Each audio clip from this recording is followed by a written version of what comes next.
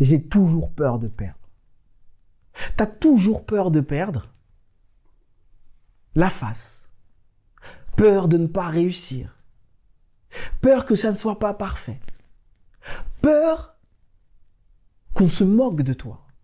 Peur de ne pas y arriver.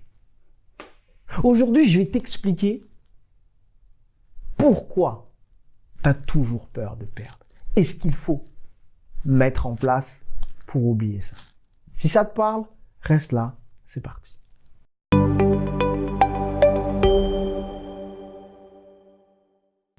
Hola, j'espère que tu vas bien. Je m'appelle Patrick Soulaye, je suis expert en sciences comportementales et je te ramène ma pépita du jour. Ma pépita va consister à comprendre pourquoi tu as toujours peur de perdre. Peur de perdre, mais dans tout. Et en fait, ce qui se passe, c'est que tu t'auto-sabotes du coup. C'est que tu restes dans tes schémas, dans tes manières de penser, dans tes raccourcis intellectuels. Ça veut dire que tu as tellement peur de perdre que tu fais que des choses que tu connais en fait. Tu vas pas aller chercher autre chose. Ça arrive tout le temps à des personnes que j'accompagne et à des personnes que je forme également. Parce que oui, tu nous vois, nous experts, eh bien nous aussi, on a cette peur-là. Et je vais t'expliquer pourquoi tu as cette peur-là. Tu as cette peur-là, et là je vais emprunter l'idée de Madame Winnicott, même pas l'idée, le théorème de Madame Winnicott sur la mère suffisamment bonne. La mère suffisamment bonne, qu'est-ce que c'est?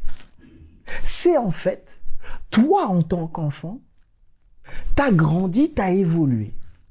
Et enfant, tu faisais des bêtises. Et si ta mère te mettait un stop à ces bêtises, te mettait un cadre, et que après, elle te rassurait sur l'amour qu'elle a pour toi, eh bien là, elle rentrait elle était une mère suffisamment bonne. C'est-à-dire qu'elle mettait un cadre et après, elle te rassurait sur son amour. Donc, toi, tu étais en sécurité psychologique. Mais si ta maman te mettait juste le cadre et ne te rassurait pas psychologiquement sur l'amour qu'elle avait pour toi, eh bien, là, se crée en toi de l'insécurité. En gros, si tu fais une bêtise et que ta mère est t'engueule, mais qu'après elle te fait un câlin, ça va. Si tu fais une bêtise, que ta mère est t'engueule, mais qu'elle oublie de te faire un câlin, chez toi, enfant, qu'est-ce qui se passe? Tu es en insécurité. Et quand tu grandis, eh bien, tu développes cette peur de perdre. Alors ici, l'idée, c'est pas d'engueuler les mamans ou les papas. C'est que tu puisses comprendre d'où ça vient, cette peur de perdre.